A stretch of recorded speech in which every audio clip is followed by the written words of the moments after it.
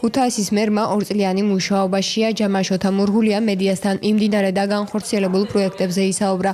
მერმა რამდენიმე საკითხი გამოყო, რომელთა შორის ადმინისტრაციულ სექტორში ჩატარებული რეორგანიზაციის პროცესი, ადგილობრივი თვითმმართველობის ელექტრონული მმართველობის სისტემაზე გადასვლა და სხვადასხვა ინფრასტრუქტურული მათ შორის წყლის პროექტი მოხვდა. Რამდენიმე საკითხი შემიძლია გამოყო, რომელიც ჩემი აზრით მნიშვნელოვანი არის ქალაქისთვის და ქალაქის გრადი განვითარებისათვის. პირველი ეს არის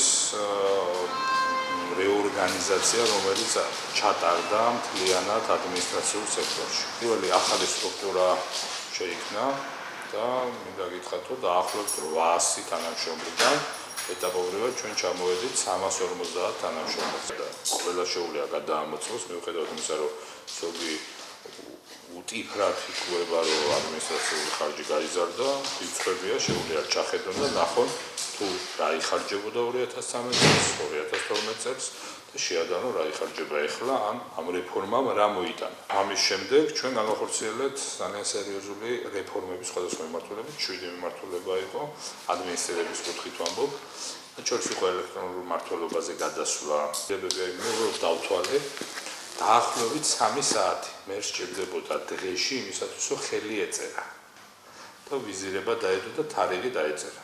რაც 9 საათში არის შესაძლებელი თუ დანერგავ ელექტრონულ პროგრამას, თვის წინ ქუთაის როგორც თვითმმართველობას ქუთაისის მერიას მიენიჭა ISO სერტიფიკატი 9001/2015. ანუ ყველაზე ახალი სტანდარტის ISO სერტიფიკატი. ეხლა ხშირია კრიტიკა, რომ ISO სერტიფიკატი ვჭამოთ და ასე შემდეგ. რა თქმა უნდა, რატომ უნდა ვჭამოთ? სერტიფიკატი არ უნდა ვჭამოთ. მარტივია ეს. ხედავთ ამისა, მე თვითონ ვიცი 3-4 რეფორმა, რომელიც კიდე უნდა განვახორციელოთ. ეს არის არქიტექტურაში და ეხლა საკმაოდ წინ წავიწიეთ უკვე და პრეზენტაცია გვექნება ჩვენთვის ბოლოს. ჩვენ თუ ქალაქის განვითარების ცოტა ან საშუალოვადიანი ან გრძელვადიანი გეგმა არ გვექნა, ის დონე, ის ეტაპი უკვე გავიარეთ, რომ ეს ცეცხლის ჩაქრობის პრინციპით მეყოთ. ამიტომაც დავიწყეთ ამ გეგმის შემუშავება, არც ესეთი გეგმა არ იწერება ერთ წელზე ნაკლებ პერიოდში. და 7 მიმართულება განისაზღვრა. აბსურდია 3500 წლოვან ქალაქზე ისაუბრო, რომ ერთი რაღაც ფუნქცია არ იქნება მისთვის განსაზღვრელი. ჩვენ შევძელით და ცენტრალურ ხელისუფლება დავარწმუნეთ იმაში, რომ ქალაქს ჭირდება საკალათო ინფრასტრუქტურა.